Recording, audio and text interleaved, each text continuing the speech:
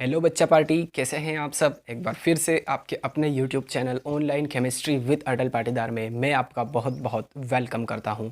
आज के वीडियो में unit 10 haloalkanes and haloarenes का एक इम्पॉर्टेंट टॉपिक हम करने वाले हैं। आज हम पढ़ने वाले हैं uses of poly halogen compounds. ठीक है, पॉली हेलोजन कंपाउंड्स जो होते हैं उनके यूजेस के बारे में आज हम पढ़ेंगे और specially chloroform, iodoform and carbon tetrachloride के यूजेस आज हम पढ़ने वाले हैं। आपकी एनसीईआरटी में भी क्लोरोफॉर्म, आयोडोफॉर्म और आई थिंक कार्बन टेट्राक्लोराइड के यूजेस भी दिए हुए हैं। ठीक है, तो प्लीज़ गाइज कंसंट्रेशन आपकी बनाए रखिएगा व्हाइट बोर्ड पर। अगर आपकी कंसंट्रेशन है तो आपको ये वीडियो अच्छे से क्लियर हो जाएगा। ये जो टॉपिक है ये पूरी तरह से आपको याद हो जाएगा। ठीक है, तो सबसे पहले हम यूजेस ऑफ क्लोरोफॉर्म के बारे में बात करेंगे। क्लोरोफॉर्म का फॉर्मूला है CHCl3। ठीक है, आपको पता होगा ये। चलिए, तो फर्स्ट यूज है क्लोरोफॉर्म का। Chloroform is used as an anaesthetic. बहुत ही ज़्यादा इम्पोर्टेंट रोल प्ले करता है ये जब ऑपरेशन वगैरह होते हैं, है ना। तो ऑपरेशन में क्या होता है कि जो बॉडी है उसको अनकॉन्शियस करने के लिए एनेस्थेटिक के रूप में यहाँ पर क्लोरोफॉर्म का यूज़ किया जाता है ना। आपने मूवीज़ वगैरह में भी देखा होगा कि किसी को किडनैप करते हैं तो जो हैंकी होता है, हैंकाचीफ जो रुमाल होता है, उसमें थोड़ा सा क्लोरोफॉर्म डाल देते हैं और फिर उसको सुंघा देते हैं तो वो उसी टाइम पे बेहोश हो जाता है। बट ऐसा नहीं है ना, वो उसी टाइम पे बेहोश नहीं होता है, अनकॉन्शियस नहीं होता है, थोड़ा सा टाइम लगता है। बट हमें बनाने के लिए ये सब ऐसा कर देते हैं, है ना, बता देते हैं। तो एज एन एनेस्थेटिक के रूप में बहुत ही ज़्यादा यूज़ होता था पहले किसका, क्लोरोफॉर्म का। ठीक है, अब इतना नहीं होता है, ये भी मैं आपको बता देता हूँ। ठीक, तो chloroform is used as an anaesthetic. Second है, it is used as an industrial solvent for fats, waxes, resin etcetera. ठीक है, इंडस्ट्रियल सॉल्वेंट के रूप में भी इसका यूज़ किया जाता है फैट्स, वैक्सेस एंड रेजिन के लिए। क्लियर है। थर्ड पॉइंट क्या लिखा है, as a laboratory reagent and in medicine. एक लेबोरेटरी रिएजेंट के रूप में भी इसका यूज़ होता है एंड साथ ही इसका मेडिसिन में भी यूज़ होता है ना, मेडिसिन में। उसके बाद है last point, as a flavouring agent. As a flavouring agent के रूप में भी क्लोरोफॉर्म का यूज़ किया जाता है ना। बट सबसे मोस्ट इंपॉर्टेंट यूज़ है इसका एनेस्थेटिक के रूप में। एज एन एनेस्थेटिक बहुत ही ज़्यादा यूज़ किया जाता था। ठीक है, सेकेंड है इंडस्ट्रियल सॉल्वेंट के रूप में, थर्ड है लेबोरेटरी रिएजेंट एंड मेडिसिन में, एंड फोर्थ है फ्लेवरिंग एजेंट में। ठीक है, तो आई होप क्लोरोफॉर्म के यूजेस आपको अच्छे से क्लियर है। Now we will talk about uses of iodoform. ठीक है, जिसका फॉर्मूला होता है CHI3, है ना। आयोडोफॉर्म का फॉर्मूला क्या है, CHI3। क्या लिखा है इसमें, it was used as an antiseptic. ठीक है, एज एन एंटीसेप्टिक इसका यूज किया जाता है। आगे लिखा है, as it liberates free iodine when it comes in contact with the skin, है ना। ये क्या करता है, फ्री आयोडीन रिलीज करता है, लिबरेट करता है। कब करता है, जब ये कांटेक्ट में आता है हमारी स्किन के, है ना।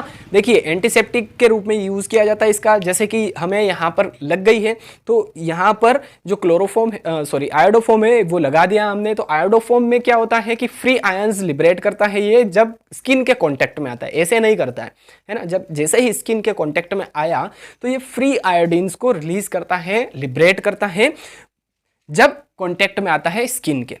ठीक है, तो वहां पर ये एंटीसेप्टिक के रूप में यूज होता है।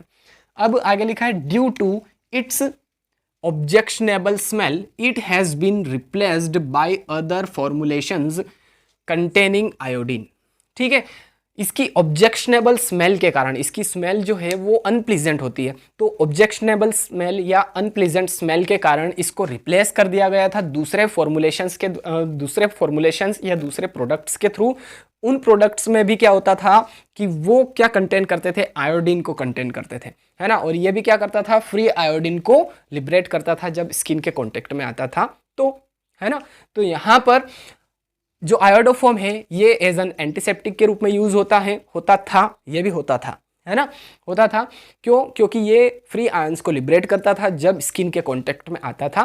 तो पर अब क्या होता है कि इसकी ऑब्जेक्शनेबल स्मेल या अनप्लीजेंट स्मेल के कारण इसको रिप्लेस कर दिया गया है ऐसे प्रोडक्ट जिनमें आयोडीन प्रेजेंट हो, उन प्रोडक्ट के थ्रू इसको रिप्लेस कर दिया गया है। ठीक है, तो आयोडोफोम के यूजेस भी आपको क्लियर है।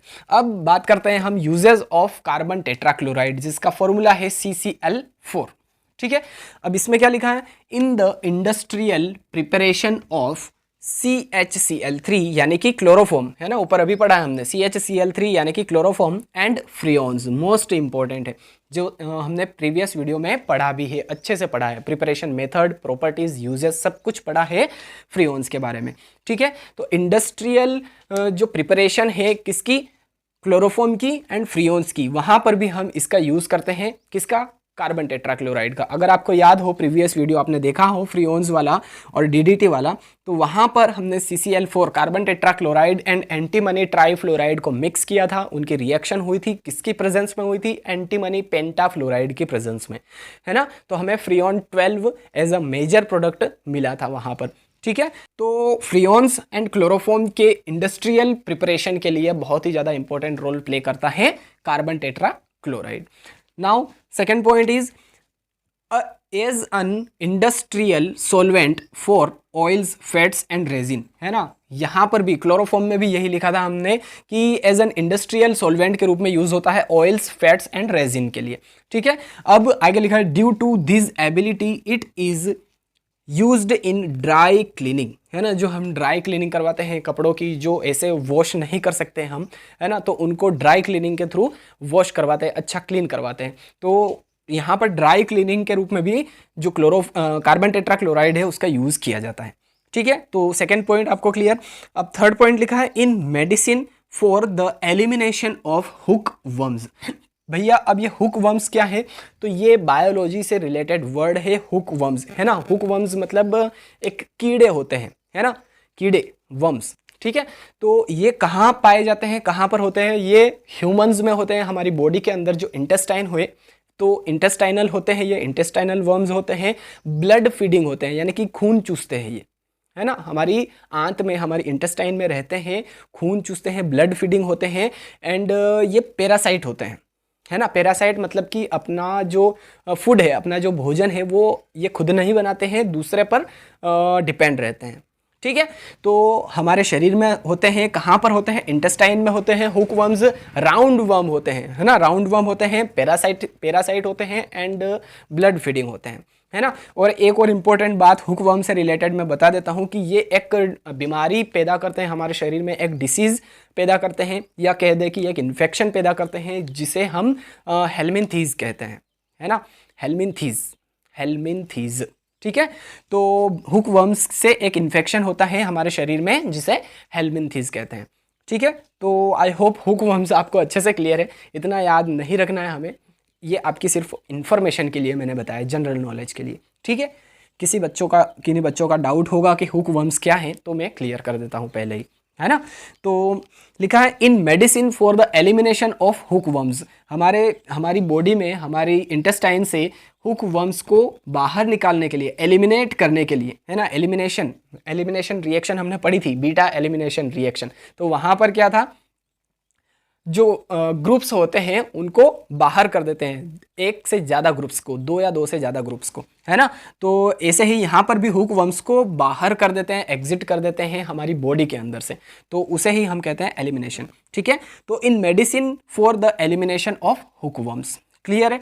अब लिखा है last point, as a fire extinguisher under the name pyrene. ठीक है, एज अ फायर एक्सटिंग्विशर के रूप में भी इसका यूज किया जाता है, किसका, कार्बन टेट्राक्लोराइड यानी कि CCl4 का। अगर आपको स्क्रीनशॉट लेना है तो ले सकते हैं। ठीक है, तो आई होप वीडियो आपको अच्छा लगा होगा, पसंद आया होगा। वीडियो अच्छा लगा है तो वीडियो देखने के बाद लाइक करना ना भूले, अपने सभी फ्रेंड्स के साथ में शेयर करना है, एंड चैनल पर पहली बार आए हैं तो सब्सक्राइब करके बेल आइकन भी जरूर प्रेस कर दीजिए, ताकि इसी तरह के इंपॉर्टेंट वीडियोज़ की नोटिफिकेशन आप तक जल्दी से जल्दी पहुँच जाए। चलिए गाइज, मिलते हैं अब नेक्स्ट वीडियो में। Till then, thank you so much, जय हिंद।